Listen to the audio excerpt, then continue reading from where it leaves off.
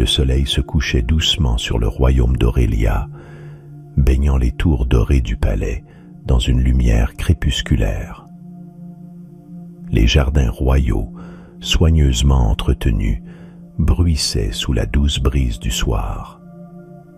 Mais malgré la beauté de ce décor enchanteur, quelque chose tracassait la princesse Aurore, fille unique du roi. Depuis plusieurs mois, la princesse ne trouvait plus le sommeil. Chaque nuit, elle se retournait dans son lit, ses pensées envahies par des images étranges et confuses qui la laissaient épuisée au matin. Ses yeux, autrefois brillants comme des étoiles, étaient maintenant ternes et cernés de fatigue. Un soir, après un autre jour passé à chercher en vain une solution pour aider sa fille, le roi s'assit dans ses appartements privés, son esprit tourmenté. Le silence de la nuit était pesant, et seul le tic-tac d'une horloge ancienne accompagnait ses pensées. Il se rappela alors qu'il avait entendu parler d'un artisan japonais capable de créer des matelas magiques, des matelas si doux et enchanteurs qu'il plongeait quiconque s'y allongeait dans un sommeil immédiat et paisible. « Un matelas » murmura le roi pour lui-même, les yeux soudain illuminés par une lueur d'espoir. Peut-être qu'un matelas exceptionnel, confectionné avec soin et magie, pourrait enfin apporter à sa fille le sommeil qu'elle méritait tant. Le lendemain, à l'aube, le roi convoqua Yuto, le plus célèbre des artisans du royaume, connu pour son savoir-faire incomparable. On disait qu'il avait le don de créer des œuvres si confortables que même les guerriers endurcis retrouvaient le sommeil comme des enfants. Yuto se présenta devant le roi, un homme aux traits calmes et au regard empreint de sagesse. Son travail minutieux était respecté de tous, et son sens du détail avait fait de lui une légende dans tout le royaume. « Yuto, maître artisan, je t'ai fait venir pour une mission des plus importantes, » commença le roi en se levant de son trône. « Ma fille, la princesse Aurore, ne trouve plus le sommeil. Je te demande de lui confectionner un matelas si parfait qu'il lui apportera enfin le repos. » Yuto écouta en silence. Il comprenait la gravité de la situation, car le sommeil était essentiel à toute vie. Il connaissait l'importance du confort, du bon toucher des matériaux, mais aussi de l'énergie invisible qui devait imprégner chaque ouvrage. Un matelas ordinaire ne suffirait pas pour de telles insomnies. « Votre Majesté, » répondit doucement Yuto après un long moment de réflexion, « je me lance avec honneur dans cette quête. Cependant, sachez que pour fabriquer un matelas capable de plonger votre fille dans un sommeil paisible, je devrais partir en quête de matériaux rares et magiques. Cela prendra du temps, mais je suis certain de pouvoir réussir. » Le roi, bien qu'impatient de voir sa fille guérir, acquiesça d'un signe de tête. « Prends tout le temps qu'il te faudra, Yuto. Si tu réussis, tu auras non seulement ma gratitude éternelle, mais aussi une récompense digne de ton œuvre. Va et apporte à ma fille la sérénité qu'elle mérite. » Yuto s'inclina respectueusement et quitta la salle du trône. Tandis qu'il descendait les vastes couloirs du palais, son esprit était déjà en ébullition. Il savait que les matériaux classiques ne suffiraient pas. Pour un matelas capable de réconcilier une princesse avec ses rêves, il aurait besoin de trouver des éléments imprégnés de magie naturelle, des matériaux rares qui contiendraient la douceur et la quiétude de la nature elle-même. Il décida de commencer par les légendaires nuages cotonneux des montagnes de brume. On racontait qu'ils possédaient des propriétés apaisantes, capables de calmer les esprits les plus tourmentés. Leur toucher, comparable à celui d'une soie divine, serait parfait pour envelopper la princesse dans un cocon de tranquillité. Yuto se prépara rapidement pour son voyage. Il emporta avec lui une petite sacoche de cuir, rempli des outils de son métier, ainsi que quelques vivres pour les longues journées de marche qui l'attendaient. Les montagnes de brume étaient éloignées, mais il savait que la récompense en vaudrait l'effort. Le soleil venait à peine de se lever lorsque l'artisan quitta la capitale. Les routes qu'il empruntait étaient sinueuses et désertes, mais son esprit était concentré sur sa mission. Il n'avait jamais eu un défi aussi grand, et il savait qu'il ne s'agissait pas seulement de créer un matelas, mais d'offrir à la princesse la clé d'un repos profond et paisible. Après plusieurs jours de marche, Yuto arriva enfin au pied des montagnes de brume. Devant lui s'étendait un paysage irréel, une vaste étendue de nuages flottants, doucement illuminés par la lumière du crépuscule. C'était ici que son voyage commençait véritablement. Yuto se tenait au pied des montagnes de brume, admirant le spectacle enchanteur des nuages flottant doucement au-dessus du sol. Leur aspect soyeux, presque irréel, les rendait aussi intouchables que des rêves éphémères. Le crépuscule projetait une lumière douce et dorée sur ce tapis vaporeux, créant une atmosphère apaisante. C'était là que résidait la première clé de sa quête. Mais ces nuages légendaires n'étaient pas faciles à atteindre. Selon les récits que Yuto avait entendus, ils flottaient toujours hors de portée, emportés par les courants d'air. Seuls ceux qui possédaient une profonde compréhension de la nature et un cœur pur pouvaient espérer capturer leur essence. Yuto savait qu'il devait être patient. Il s'installa près d'un petit bosquet aux abords des montagnes et observa attentivement les nuages. Ils montaient et descendaient comme s'ils respiraient, changeant constamment de forme. Ils semblaient presque vivants, bougeant avec une lenteur gracieuse. Après plusieurs heures d'observation, Yuto comprit que les nuages suivaient une sorte de rythme, influencé par la température et les vents subtils des montagnes. Le lendemain matin, déterminé à saisir cette chance, il se mit à gravir les flancs escarpés des montagnes. Le chemin était rude, mais Yuto, habitué aux efforts solitaires et à la patience qu'exigeait son métier, avançait sans se presser. Le silence était total, à l'exception du souffle du vent qui caressait les parois rocheuses. Plus il montait, plus l'air devenait frais, et bientôt, il se retrouva entouré d'une fine brume qui recouvrait tout. Après plusieurs heures de marche, Yuto atteignit un plateau baigné de lumière argentée.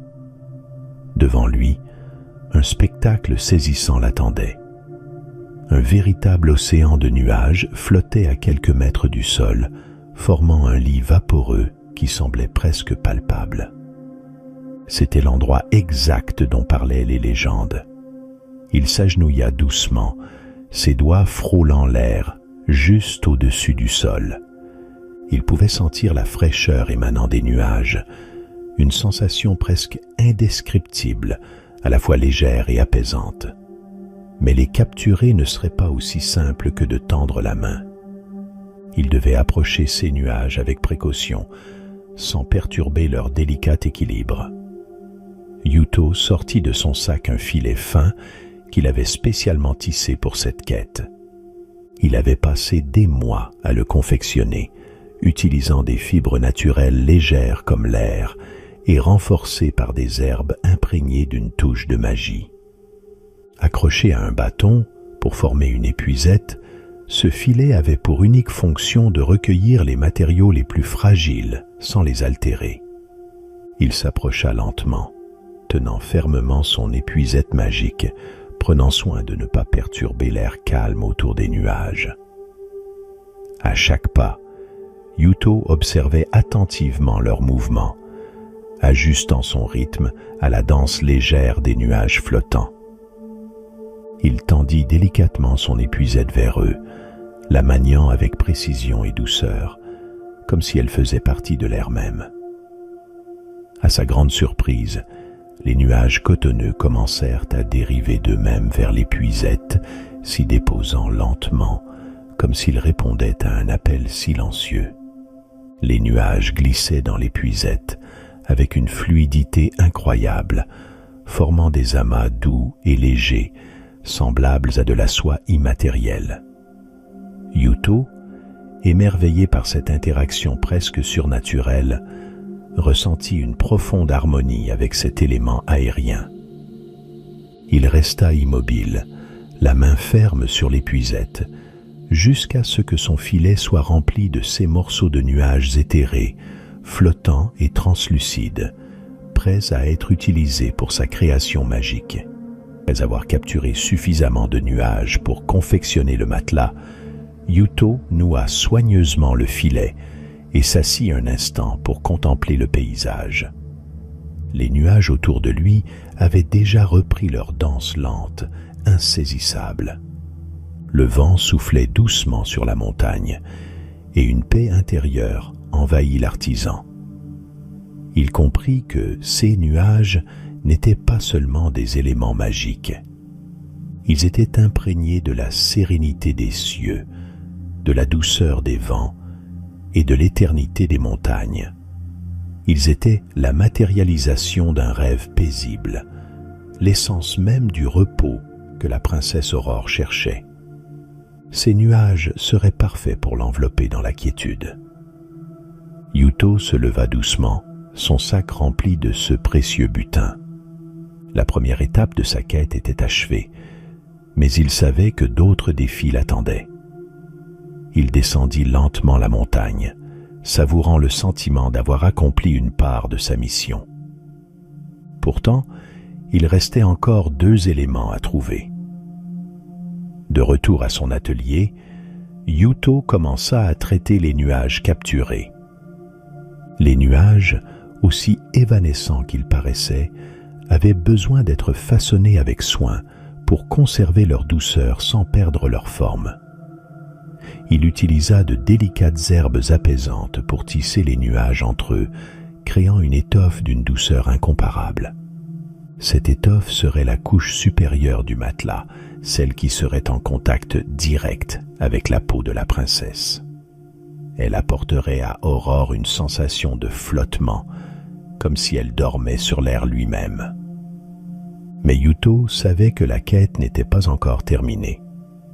Il lui fallait d'autres matériaux pour compléter l'œuvre parfaite, des matériaux qui offriraient à la princesse non seulement du confort, mais aussi une connexion profonde avec les forces apaisantes de la nature. La prochaine étape l'emmènerait dans les forêts enchantées, où il espérait trouver la mousse chuchotante, réputée pour ses propriétés calmantes et son lien avec les murmures anciens de la terre. Ainsi, après avoir soigneusement rangé la couche de nuages qu'il avait fabriquée, Yuto se prépara pour la suite de son voyage. Il chargea à nouveau son sac et se mit en route, direction la forêt où de nouveaux défis l'attendaient. Ces bois légendaires, connus pour abriter des créatures mystiques et des secrets ancestraux, étaient aussi le seul endroit où l'on pouvait trouver la mousse chuchotante, un matériau rare, réputé pour ses propriétés apaisantes.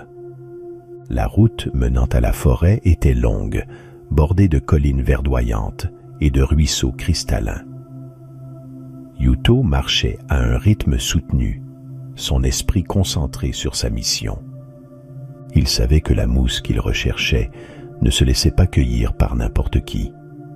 Elle était protégée par les anciens esprits de la forêt, des êtres millénaires qui veillaient à ce que la nature reste en harmonie avec les mortels. Pour obtenir la mousse, il faudrait gagner leur confiance. Après plusieurs jours de marche, Yuto arriva enfin aux abords des forêts enchantées.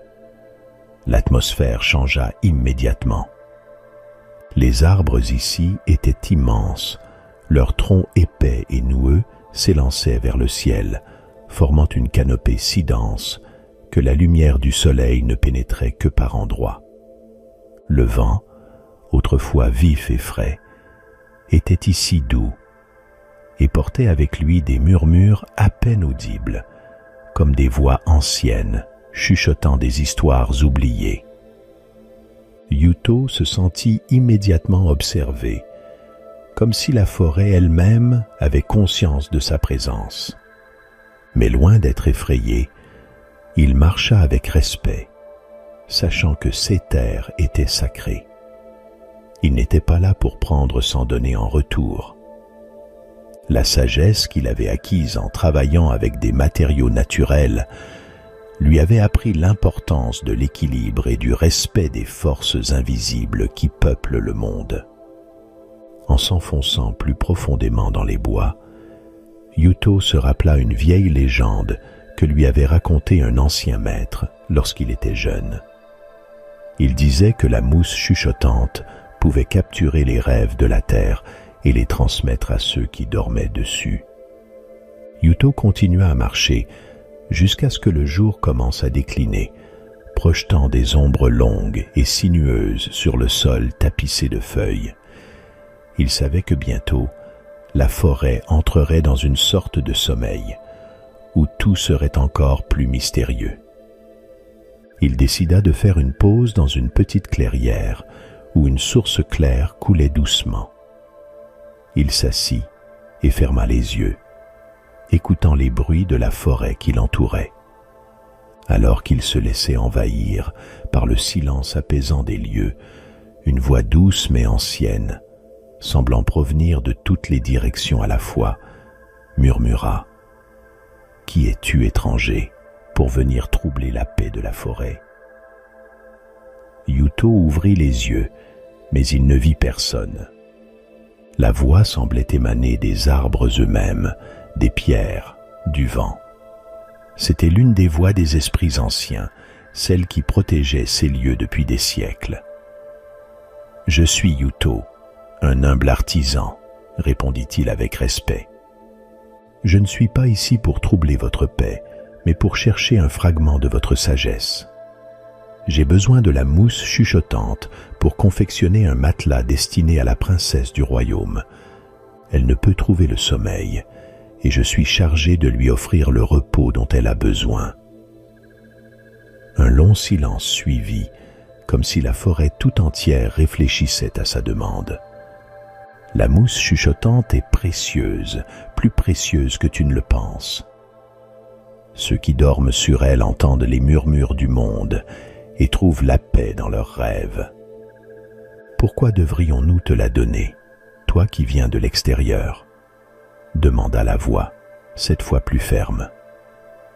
Yuto prit une profonde inspiration avant de répondre. Il savait qu'il devait être honnête et humble devant ces esprits anciens. « Je comprends la valeur de ce que je demande. Je ne suis pas là pour prendre sans rien offrir. Je suis venu avec un cœur sincère, animé par l'amour d'un père pour sa fille. Si je peux, en échange, offrir quelque chose de mon savoir-faire ou respecter vos désirs, je le ferai. Je souhaite seulement soulager la souffrance de la princesse, qui n'a connu que des nuits sans sommeil depuis trop longtemps. » Un autre silence suivit, plus long cette fois.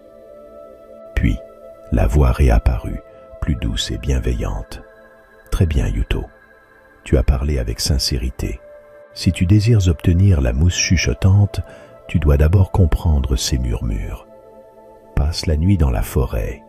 Écoute-la attentivement, et si tu parviens à saisir son essence, nous te guiderons vers ce que tu cherches. » Yuto inclina la tête en signe de respect, prenant pleinement conscience de l'importance de l'épreuve. Il s'installa sous un grand chêne, ses sens en éveil. Fermant les yeux, il se concentra sur les bruits environnants. D'abord, le vent léger dans les feuilles et le clapotis de l'eau apaisèrent son esprit. Mais il savait que pour comprendre les murmures de la forêt, il devait plonger plus profondément dans son silence intérieur. Au fur et à mesure que la nuit avançait, les bruits familiers commencèrent à se transformer. Ce n'étaient plus simplement des sons, mais des voix ténues et lointaines, comme un écho du passé. Yuto écoutait attentivement, captant des fragments de récits anciens. Les murmures de la forêt n'étaient pas des mots qu'un homme pouvait comprendre aisément, mais des vibrations, des émotions pures qui se transmettaient directement à son cœur. Il parlait de la sagesse des arbres, des cycles immuables de la nature et du lien profond entre la terre et les êtres qui l'habitent. Progressivement, Yuto comprit que la mousse chuchotante ne pouvait être trouvée qu'en percevant cette harmonie entre les forces de la nature. Il ne s'agissait pas de comprendre les murmures par les mots, mais de ressentir leur essence, de s'aligner avec le souffle même de la forêt. Ce savoir intuitif, invisible, le guidait vers une acceptation calme et totale de son rôle d'artisan. Celui qui respecte et travaille avec les éléments plutôt que de les dominer. Finalement, son esprit se détendit complètement, en symbiose avec l'environnement. Bercé par cette harmonie, il s'endormit doucement, non par fatigue, mais par un sentiment de profonde connexion avec les forces anciennes qui l'entouraient. À l'aube, Yuto se réveilla sous une lumière douce, baignée par la brume du matin. Lorsqu'il ouvrit les yeux, il sentit immédiatement que quelque chose avait changé. Devant lui, un chemin, invisible jusque-là, s'était ouvert entre les arbres.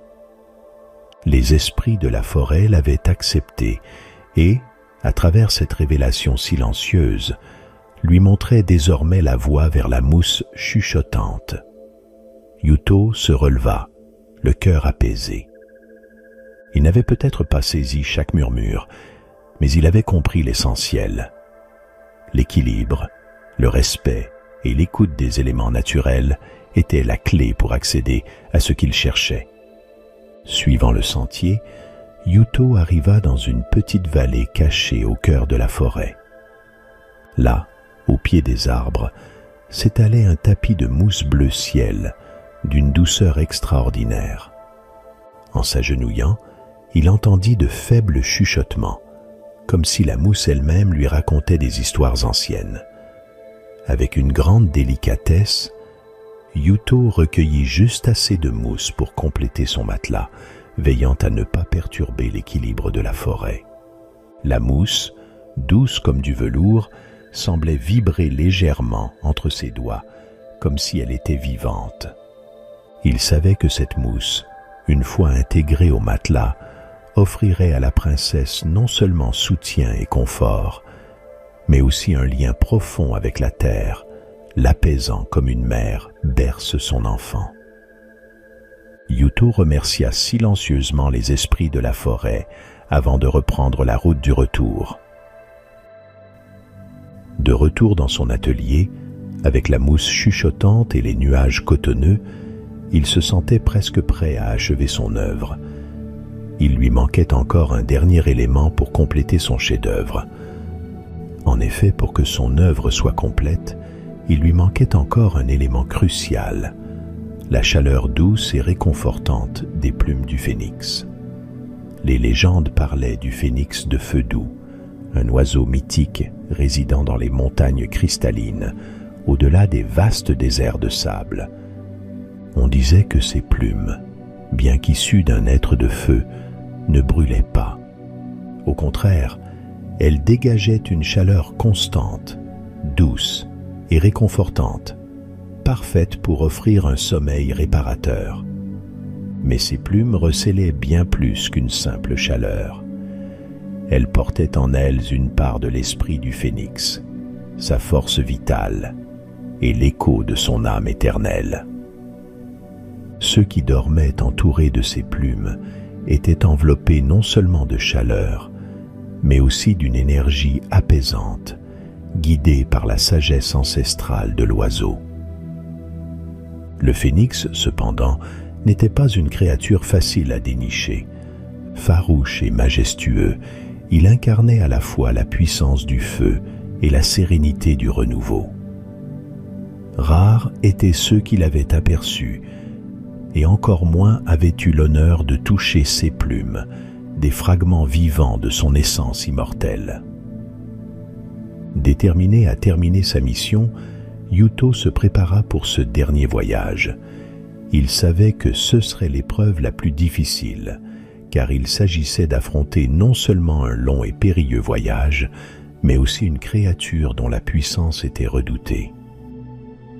Après avoir ajusté son sac et pris quelques provisions, Yuto prit la route vers le sud, là où s'étendait le vaste désert de cendres, un endroit aride et brûlant, réputé pour ses tempêtes de sable et ses températures extrêmes. Au-delà de ce désert se dressaient les montagnes de cristal, la demeure du phénix.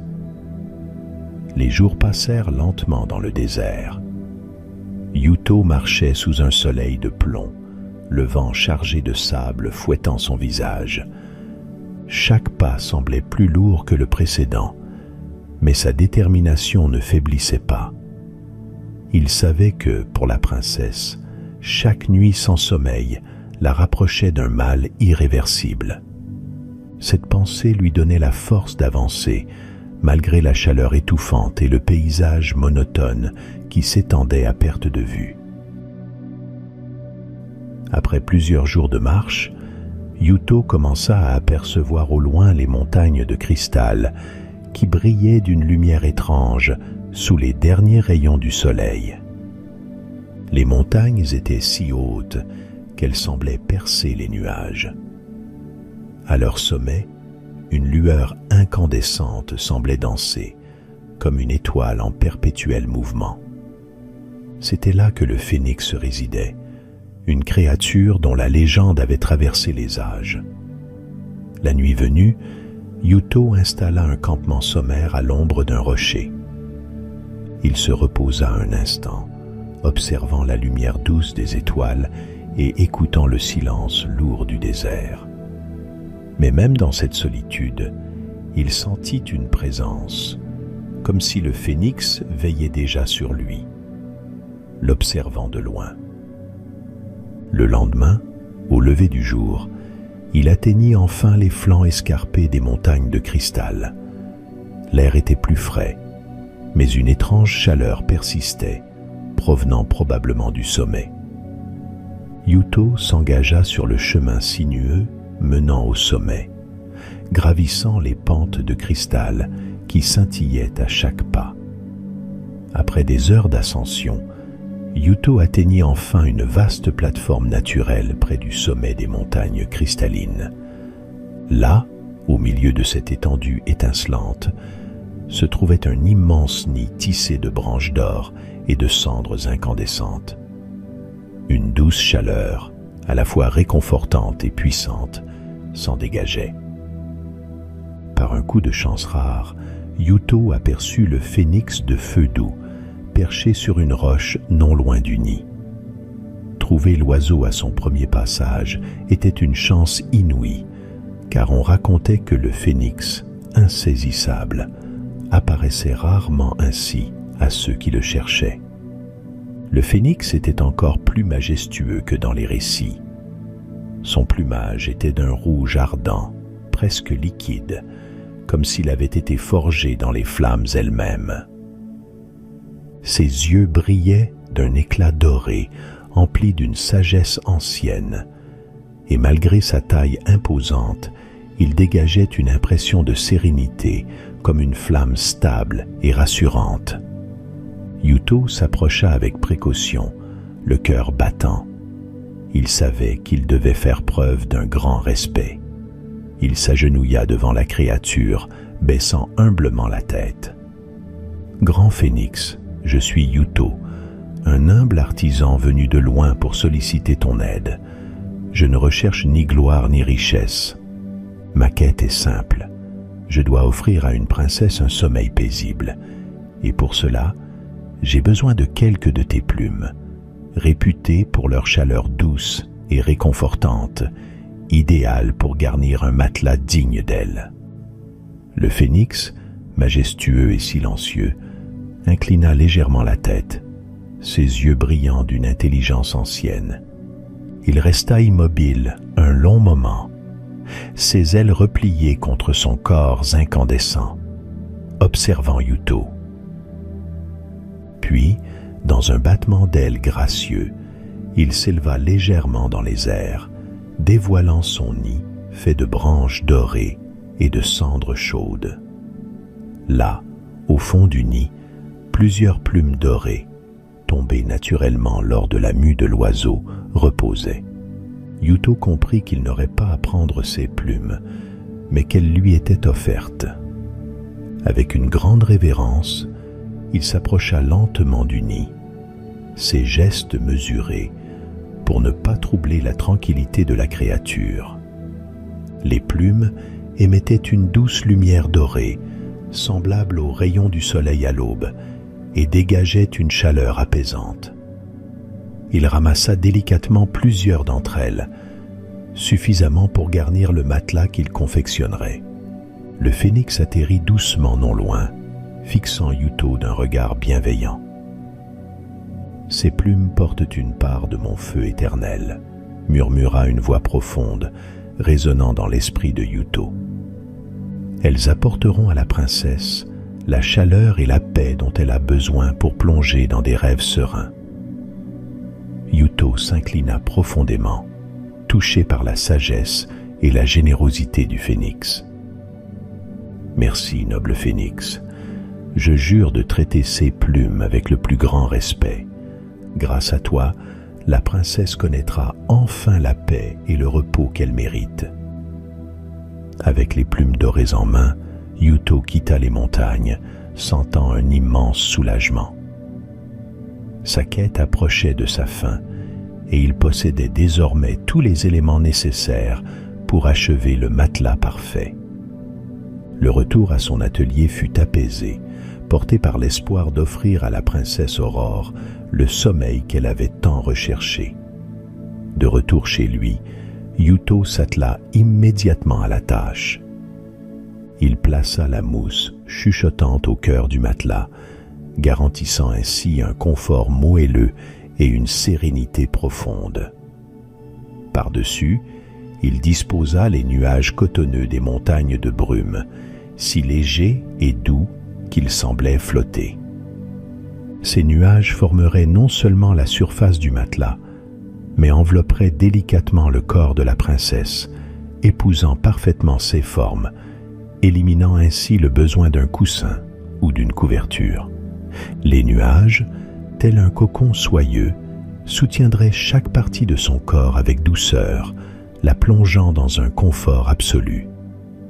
Enfin, Yuto avait inséré les plumes du phénix dans la couche intérieure. Ces plumes, imprégnées d'une chaleur magique et constante, diffuseraient une chaleur douce et réconfortante qui, combinée aux nuages, envelopperait la princesse dans un nid protecteur. Peu importe le climat, elle serait maintenue dans une température idéale, bercée par une chaleur douce et naturelle. Une fois le matelas terminé, Yuto le contempla avec satisfaction. Il n'était pas seulement un objet de confort, mais une véritable œuvre d'art, imprégnée de la magie et de la beauté des éléments les plus rares de la nature. Yuto savait que ce matelas apporterait plus qu'un simple sommeil à la princesse. Il serait une porte vers des rêves paisibles, une bulle de sérénité où elle pourrait se réfugier nuit après nuit, à l'abri de tout tourment. Le roi envoya un carrosse royal pour transporter Yuto et le matelas jusqu'au palais. À son arrivée, il fut accueilli avec une grande cérémonie, mais Yuto n'avait qu'une pensée en tête: offrir à la princesse Aurore le sommeil réparateur qu'elle méritait. Le matelas fut installé dans la chambre royale, et la princesse Aurore, épuisée mais pleine d'espoir, s'allongea doucement dessus. Dès que son corps entra en contact avec la douce enveloppe des nuages et des plumes du phénix, Elle sentit une chaleur réconfortante l'entourer. À peine sa tête eut-elle touché la surface moelleuse que les nuages, épousant délicatement ses formes, la soutinrent parfaitement. En quelques secondes, ses yeux se fermèrent et un léger sourire apparut sur ses lèvres alors qu'elle entendait les histoires murmurées par la mousse chuchotante. Elle plongea dans un sommeil profond, paisible et sans agitation, enfin libérée de ses tourments nocturnes. Les serviteurs observaient avec émerveillement la princesse qui dormait paisiblement pour la première fois depuis des mois. Le roi, les larmes aux yeux, remercia chaleureusement Yuto. « Tu as accompli l'impossible, Yuto. Ma fille retrouvera la santé grâce à toi. Tu as toute ma gratitude et celle de tout le royaume. » Yuto, humble, inclina la tête en signe de respect.